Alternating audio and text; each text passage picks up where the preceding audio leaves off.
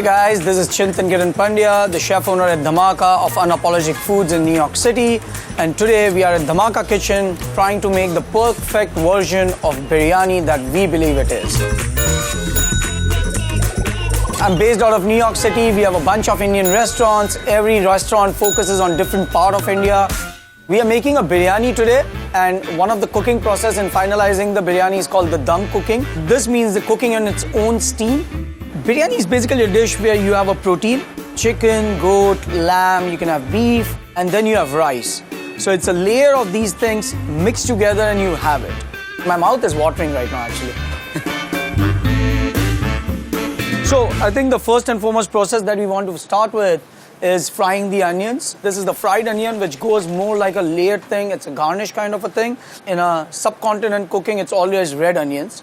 And it's got a very stronger smell. It's got a very stronger taste than a white onion. It needs to be around this thin. When I fry it, it fries at 325. It will fry evenly on. If it's thicker, it will get a golden brown color on the outside, but the inside would still be a little raw. To get the even frying, we need to cut it thin. You have to stand there and see how it fries, and once it's golden brown, you take it out. That is Chef Vijay. He works with us. His passion in life is to cook the best possible biryani in this world. And does he do it? Not better than me. We are looking for this crispiness, little golden brown color, not too dark, not too light. But if you see this one, it's totally done. Yeah. So we are just going to chop up a little of these tomatoes. This is for the curry that we are cooking. So this is the base of the chicken biryani. To get a little bit of sourness and also for the liquid, we need some diced onions. I prefer my biryani to be a little bit spicy, so I add a little bit more slivers of green chilies into it. So I'm slicing it longer like this because with this, somebody who doesn't want it can just take it off the thing, and I think this imparts a better flavor in the biryani than the round ones. So we have everything prepped over here nearly for our biryani. We need to do a very important step now, which is wash our rice and soak it. And by that time, we start doing other things over here. So what Vijay is doing here, Chef Vijay is doing over here is he has taken up the rice. We are going to wash the rice and then soak the rice before we cook it for the biryani. We are using a basmati rice today, and it's like an old basmati rice. It's 10 to 12 years old. The older it is, the more expensive it is, and the better flavor and texture it will have. The basmati rice is a longer grain rice, and it's not very starchy. This is the starch which is coming out, which we want to take it off. From the farm, the rice comes, it's got a lot of husk and everything into it. There might be some impurities, so you wash it up and soak it. What also happens with the soaking is, it also helps with the cooking. I think basmati rice has a beautiful flavor. It absorbs a lot of flavor from any of the accompaniment which you'll have with it. So this is going to sit for 30 minutes. We'll put the water for boiling on the side. By that time, we'll start cooking our chicken. We actually don't have the word curry in our cuisine actually. It's a base of the biryani, something which has got a little liquid to it. So we are going to make our chicken, which is basically the base of it. It's a chicken curry. What we are doing is adding some ghee into it. Ghee is the clarified butter, and it is an integral part of this recipe actually. 110% taste. Far more better than butter any day. We're going to add some spices over here. So this is a bay leaf, black cardamom. That's a green cardamom. And then we have the mace. This is a nutmeg. And mace is something that covers the nutmeg. And then we have some cloves over here. We have our diced onions over here. I'm going to add it inside it. The onions are cut very finely, and we want to cook it as long as possible. If we don't keep on stirring it, it will stick to the bottom and it will burn it. You see how the color is changing? That's a ginger garlic paste. So it's 50% ginger, 50% garlic. So as soon as I add the ginger garlic paste into it, that's what you'll start, getting the aromas of. So I've added some turmeric powder. I'm adding some chili powder into it. So now I added in the tomatoes inside it. So we are now going to cook it. The unique property of the chili powder is that this one is very, I would say, neutrally spiced, but gives a very good deep red color to the dish. So now you see the tomato is getting cooked. It's getting a little mashy. This is what we are looking for.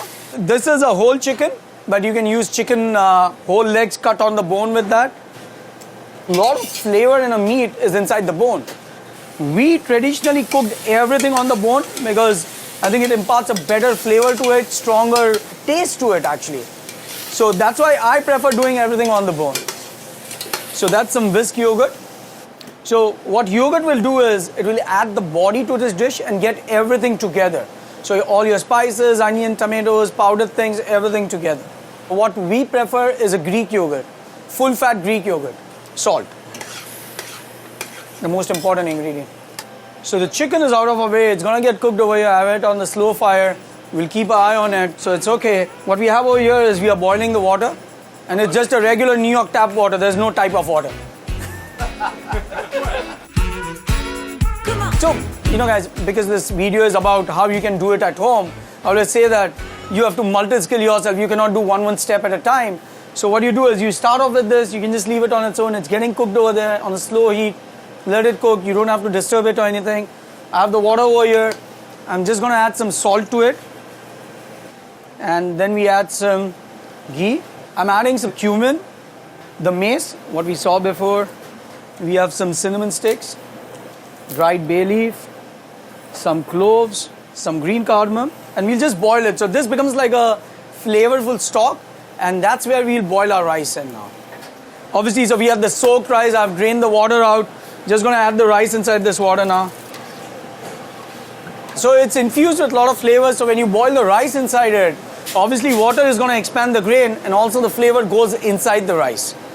If you ask me how much time it takes cook, it's not like flipping a burger where it will be 2 minutes, flip the burger and it's cooked. No, every rice is different. Every batch of rice will come out different. So I always say there's no specific time. You need to know, like, we'll show you what it's done or not done. So I'm trying to put the grain over here, and then you just do it this. You see there's a little bite left to it. This is what we are looking for. We need it 70 to 75 or between 70 to 80% cooked, and rest 20% will be cooking inside that pot when we put it inside the oven. So we have our rice ready over here, we have the chicken ready, but yes, one still component is still left, which is the jhol. So we call it a jhol. Basically means a liquid. So it's equal amount of butter and cream, some saffron inside it. This is to layer up the biryani, and it will give the different color to the rice and also a lot of flavor to the rice. As I said, it's a very celebratory dish, and one of the key component of this dish is saffron. And you'll see how the rice will be little golden when it's cooked with the saffron inside it. So that's the reason for it. Just for the perspective of people who don't know, saffron is more expensive than gold. And so you use it in a very limited quantity. I have seen a lot of people, they just throw saffron on a dish. It doesn't do anything to that dish. You need to know how to integrate the saffron within your dish. So if you see, basically jhol was only cream and butter, but now when you added the saffron, it's got that color, which is a saffron color. So saffron on its own will never have a flavor, but you have to use a medium of fat or dairy or water to get that flavor inside it. So guys, all the components of this dish are ready. So we have our rice ready over here, we have the chicken curry ready over here, we have the jhol ready over here. So now the final and the finale of it is we are going to build up the biryani. The magic starts. So guys, now the final part of building up the dish. We have this beautiful clay pot which we're going to build up the entire dish with the layers in there. Goes on top of it, we'll seal it up with a dough and cook it inside the oven. The good biryani will always be cooked in a clay pot, and then you can just scrape it around and you'll see how it comes out. It doesn't stick to it. If you don't have a clay pot, something that you can find in the market very easily is a Dutch oven. This one has actually given me a better result than any other pot that I've tried in the market. So let's start building it, guys. So this is the jhol, as we spoke about. So you need a certain amount of moisture on the bottom, because if I put the rice directly on the bottom, it's going to heat up and there are chances it might start sticking to it. So this basically is a layer of fat which heats up and it provides that moisture to the dish. Now we are going to add some rice to it. I'm going to add some golden fried onions over here now.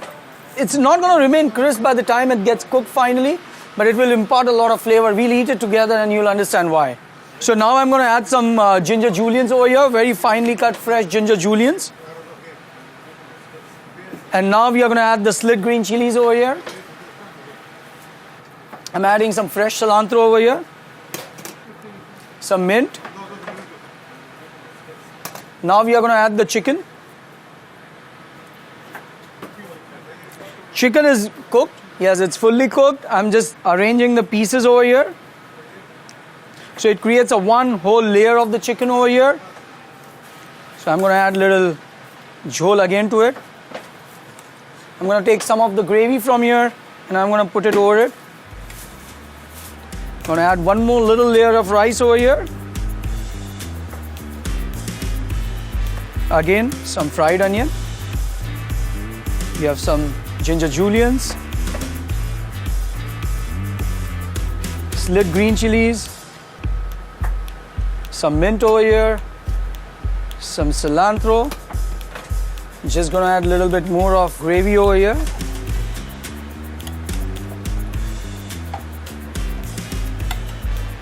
Just gonna top it off with a little more rice on top, and that's a spoon of the jhol. A lot of the food that is cooked in our culture is meant for communal dining. So we expect this for, like, if I'm hungry, I might eat it on my own, the entire thing, but ideally it's for 4 people. So please excuse me on my eating habits. So that's a regular dough. It could be any form of a dough. What I'm going to do is I'm going to line it up over here. So it's a dough which is basically some flour, water, and a little oil and salt. We have this dough now evenly around it. I'm going to seal it up. So our pot is ready now. It will start throwing out steam. And the steam starts going on top with all the layers inside it, all the flavors in there. It starts going up, but it cannot escape outside, so it keeps on going inside, and that keeps on revolving. And what will happen is that will actually infuse all the flavors together. This is called the dum cooking. But if I don't put the dough around it, 100% chances that the steam will start escaping. And it will not taste, the same dish will taste different. So we have it inside the oven. It's going to cook for 20-25 minutes. I'm very hungry right now. They haven't fed me anything while doing this. So I'm going to eat the entire biryani on my own. So it's been close to 25 minutes now. Let's look at the crust. I think we are ready. The crust looks insane.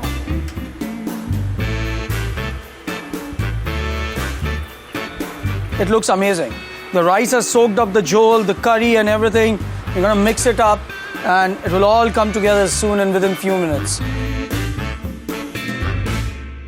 I actually enjoy eating most of the Indian food with my hands.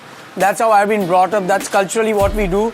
If you see, everything is mixed together. Everything is, look at the saffron, the way it's within the rice and everything. The way I love to do it is I take up a chunk of the meat out of the bone. I have my meat. And then I'll take a little bit of rice with all the things inside it, onion, mint, cilantro, green chili, and the fun part is you can taste each and every ingredient on its own, but when you do this, it's pure magic, trust me. I don't think so there's a way you can explain these things, that how they come together, why they come together or something. It just happens.